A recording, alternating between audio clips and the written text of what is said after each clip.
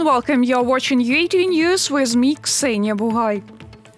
Let's start with the latest developments. The new partnership charter between Ukraine and the United States of America is a new quality of Ukrainian-American relations. This was earlier stated by Foreign Minister of Ukraine Dmytro Kuleba. The Strategic Partnership Commission of Ukraine and the United States is planned to be held in Washington, D.C.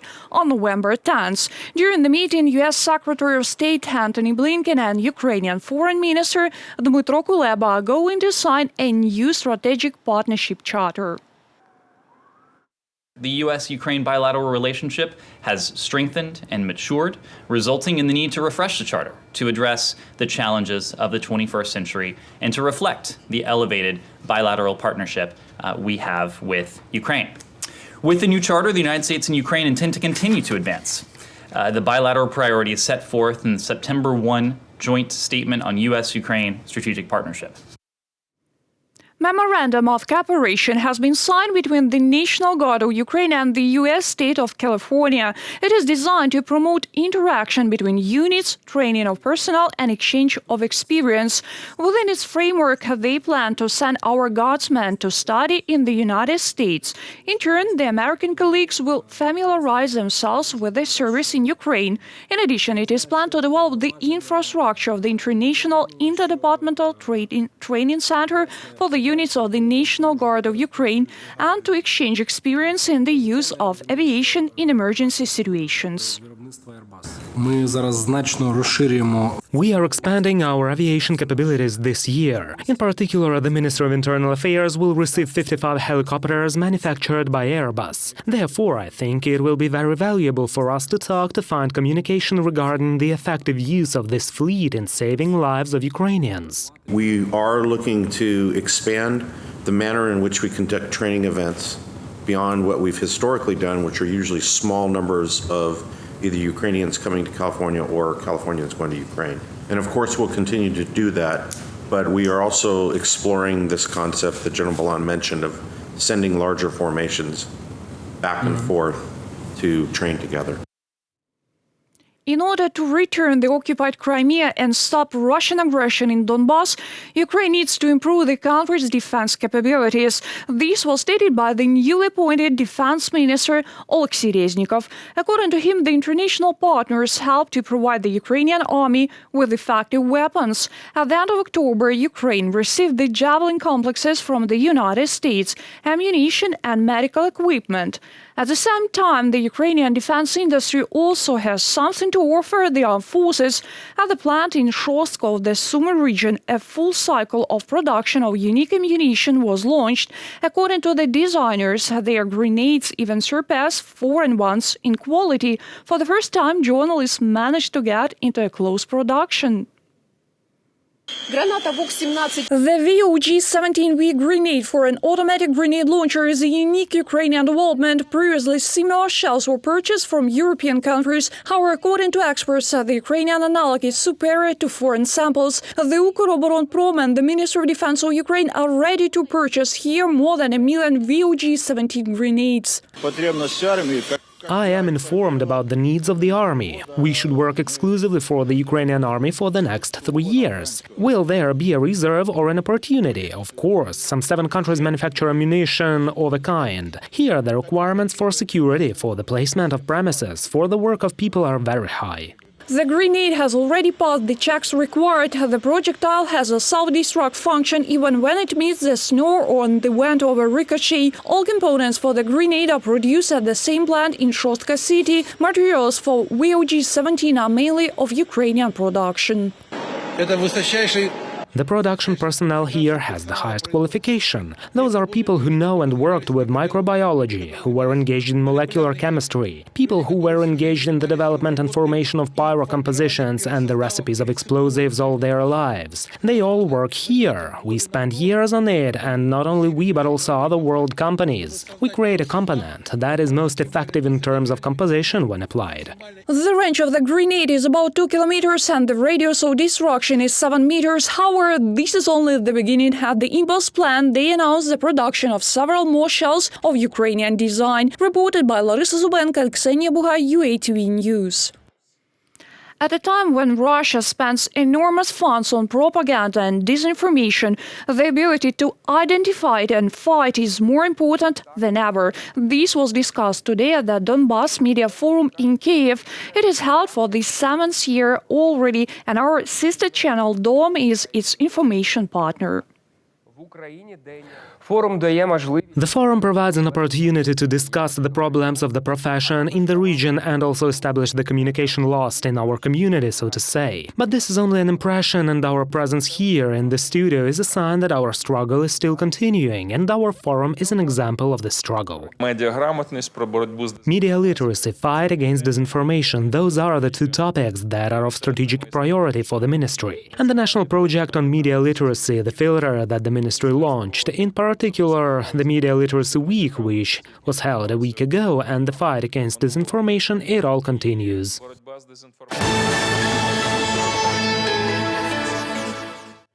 Up next, more than 11 million Ukrainians have already received one dose of the COVID-19 vaccine. Almost 7,800,000 people have been fully immunized. Over the past day, 26,488 new cases of coronavirus were recorded in Ukraine. 696 people died from complications. The largest number of infections are in the Dnipropetrovsk, Lviv and Kharkiv regions, as well as in the capital. In total, almost 5,500 patients were hospitalized throughout the country. According to the Ukrainian Ministry of Health, most of them are not vaccinated. 93% госпіталізованих. 93% of those hospitalized are unvaccinated. Almost all severe cases requiring resuscitation are also among the unvaccinated. In 48 hospitals, beds with oxygen are 100% occupied, and in 233 hospitals, beds with oxygen are more than 75% occupied. There are no compromises with coronavirus disease anywhere in the world. Only vaccination protects and saves lives. Every hour we save 10 lives, every 6 minutes we save one human life due to vaccination. Ukraine was removed from the green list of the European Union due to the complicated situation with COVID-19. This decision was made by the EU ambassadors. The final list will be formed next week. The document is of a recommendatory nature for members of the European Union. Entry there may be restricted for citizens of a country that is not included into the green list. Ukraine's Minister of Foreign Affairs assures that the situation is under control.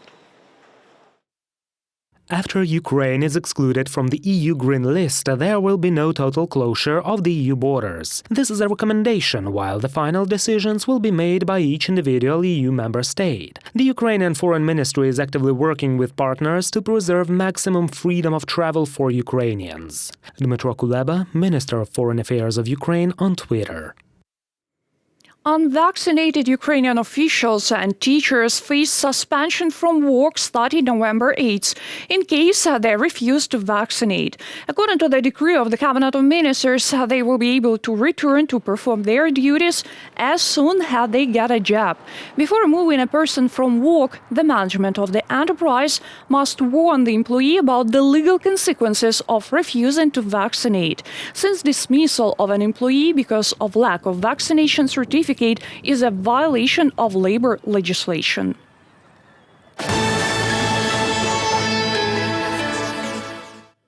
Ukraine is provided with nuclear fuel for a year and a half ahead, so it can make the most of this source to generate electricity. This was stated by Energy Minister Herman Galushchenko at the Parliament of Ukraine. According to him, it is nuclear generation that will help stabilize the situation in the energy sector. Now, 11 Ukrainian nuclear power units are connected to the network. 3 more will start working in the coming months.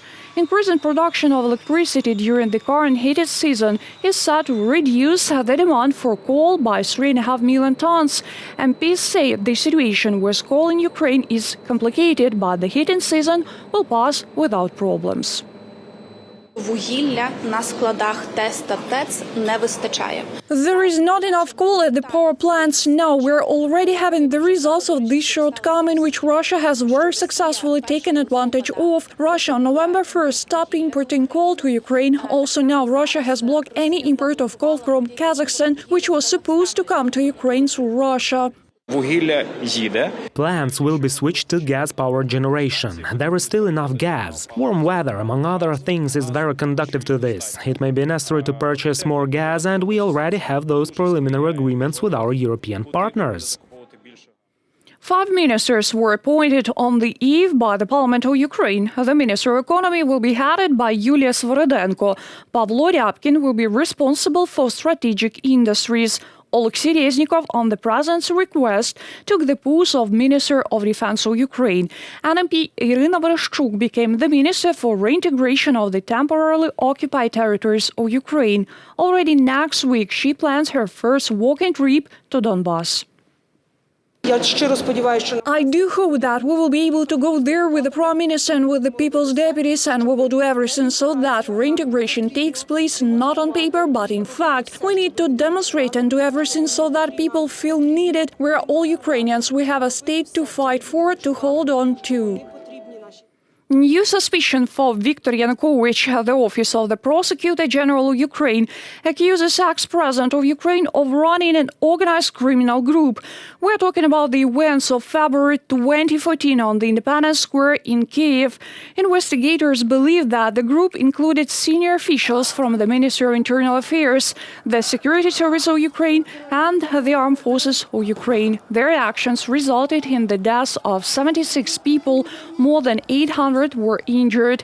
The suspicion was sent to Yanukovych by mail, and copies were handed over to lawyers. All of them are suspected of committing serious and especially serious criminal offenses during mass protests that took place in the center of Kyiv from February 18th to 20th, 2014. Those are committing a terrorist act to intimidate the population, which led to serious consequences and deaths, inflicting bodily injuries of varying severity, premeditated murder, and attempted premeditated murders with the use of firearms and special means to protesters. Thousands of Ukrainian families have already taken advantage of housing loans within the official program Affordable Mortgage 7%. To make it even more popular among Ukrainians willing to improve their living conditions, the Cabinet of Ministers simplified the lending terms. Our correspondents clarified all details.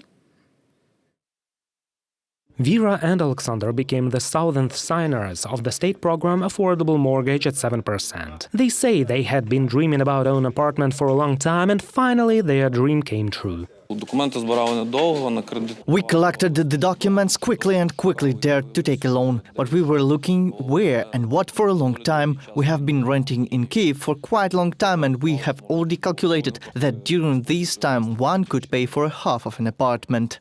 The maximum amount of a mortgage loan provided by the program is 2 million hryvnias. The first payment is 15% of the apartment cost. The maximum term for which the loan is issued is 20 years. It is important that the program participant has an official income, and at the time of loan repayment one must be younger than 70.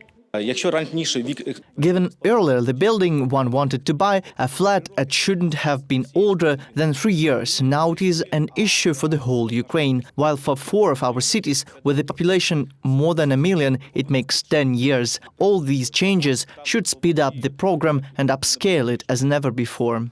19 banks participate in the Affordable Mortgage 7% program. They have already issued almost 865 million hryvnias of loans, and they even made a portrait of an average program participant. Родина з доходом 20 тисяч гривень може отримати кредит.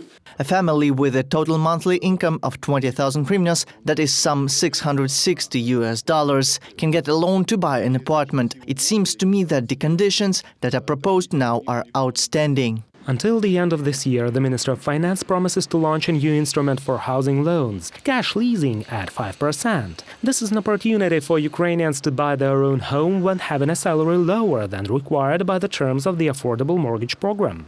Ця програма буде розрахована на This program will be designed for those people who get a salary from state or local budget, for instance, teachers, doctors, policemen, firefighters.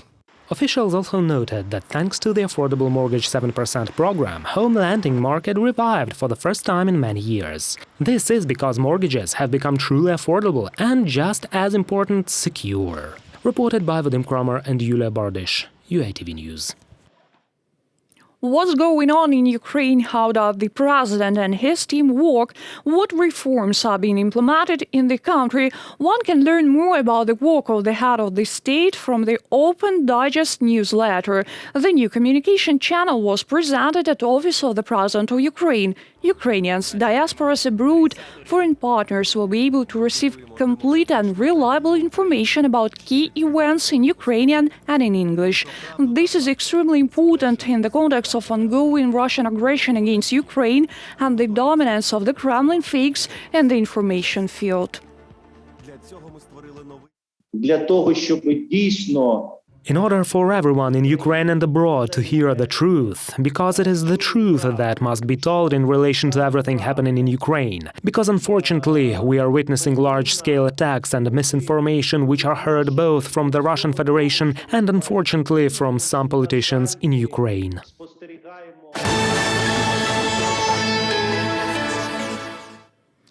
Just before the first Antarctic expedition, the icebreaker Noosphere is being serviced in Odessa port water area. The vessel will be repaired and will have the up-to-date research equipment installed. Our correspondents went on board of the icebreaker and will show you more.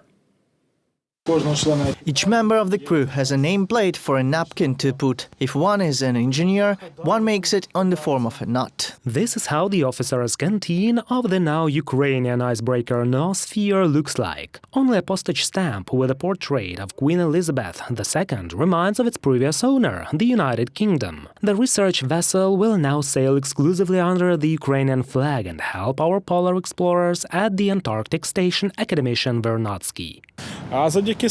Thanks to the ship, we have a more flexible opportunity to get to the station, and if the weather is bad, we will be able anyway to land the station. To go to the South Pole, scientists have to equip 8 research laboratories. The ship already has bathymeters, pontoon nets and a bucket. With the help of these devices, one can take any samples from a depth of up to 8 kilometers.